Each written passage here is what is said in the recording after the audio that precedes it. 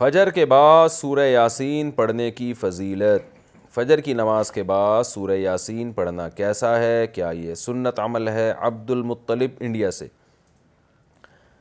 مسند دارمی کی حدیث ہے کہ نبی صلی اللہ علیہ وسلم نے فرمایا جس نے صبح سورہ یاسین کی تلاوت کی تو اللہ تعالیٰ اس کے اس طرح کے الفاظ ہیں کہ اس کے سارے کام پورے ہو جائیں گے، لیکن یہ حدیث سند کے لحاظ سے بہت زیادہ ضعیف ہے۔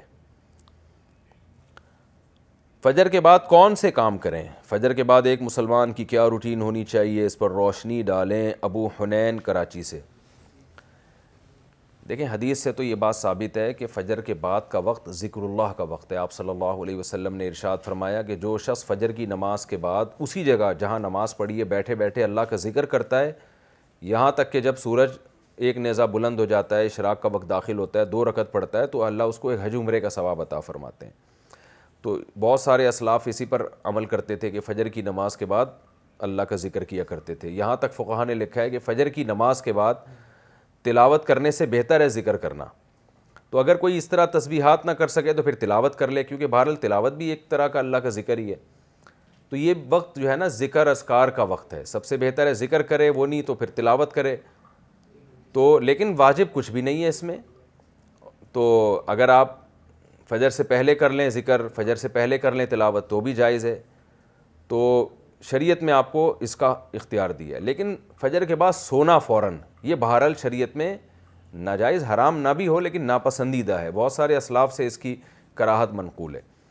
تو اگر کوئی مجبور ہو تو ایک الگ بات ہے، جیسے کسی کو رات کو نیند ہی نہ آئی ہو اور اس نے صبح 8 بجے کہیں جانا ہے، اب وہ اگر فجر کے بعد نہیں سوئے گا تو وہ آگے نیند پوری نہیں ہوگی، مسائل کھڑے ہوں گے، تو وہ الگ بات ہے، وہ سو جائے۔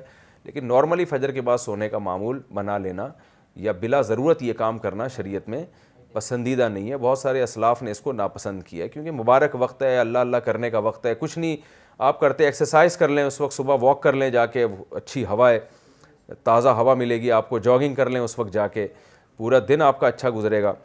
تو یہ اس قسم کی ایکٹیویٹیز کرنی چاہیے۔ اور دوسری بات نبی صلی اللہ علیہ وسلم نے فرمایا بورک لامتی فی بکورہا، اللہ تعالیٰ نے میری امت کے کاموں میں برکت رکھی ہے صبح کے وقتوں میں۔ تو جتنے بھی کام جو صبح کے وقت میں کیے جائیں اس میں اللہ نے برکت بہت رکھی ہے۔ تو اس میں ایکسرسائز بھی کی جا سکتی ہے، اس میں پڑھا بھی جا سکتا ہے، کاروبار بھی کیا جا سکتا ہے۔ لوگ کہتے ہیں ہم اس وقت کاروبار کیسے کریں، دکانیں بند ہوتی ہیں۔ تو بھائی کاروبار کی پلاننگ کر رہے ہیں اس وقت بیٹھ کے آپ، ٹھیک ہے، دکان نہ کھولیں، کوئی ہے ہی نہیں کسٹمر آپ کو۔ کراچی میں تو آپ صبح اگر بیٹھیں گے دکان کھول کے ایک بندہ بھی نہیں ملے گا۔ لیکن ہمارے ایک دوست نے ایسا کیا، دوست تو نہیں جاننے والے تھے، انہوں نے کیا کیا، انہوں نے کہا کہ میں فجر کے بعد دکان کھولوں گا، تو اعلان کر دیا کہ جو کسٹمر فجر کے بعد آئے گا خصوصی ڈسکاؤنٹ ہوگا ان کے ساتھ۔ تو اس میں لوگ اس بہانے جلدی جلدی جانے لگے، تو وہ ان کا اتنا رش ہو گیا کہ ان کا اس طرح سے کاروبار میں جو نقصان ہو سکتا تھا اس کی تلافی اس طرح سے ہو گئی۔ تو بہت سارے طریقے، انسان جب کھوپڑی استعمال کرتا ہے تو طریقے سامنے آتے ہیں، اور کھوپڑی استعمال بھی فجر کے بعد بہت اچھے طریقے سے ہو جاتی ہے۔ بلکہ سردیوں میں تو فجر سے پہلے آپ کو کھوپڑی استعمال کرنا شروع کر دینی چاہیے، کیونکہ سردیوں میں راتیں بہت لمبی ہوتی ہیں۔ تو یہ وقت جو ہے نا انسان کا دماغ بہت فریش ہوتا ہے اور اس وقت بہت اچھا سوچ سکتا ہے، پلاننگ بہت اچھی کر سکتا ہے۔ تو یہ کام فجر کے بعد یا فجر سے پہلے یا فجر کے بعد یہ کام کرنے چاہیے۔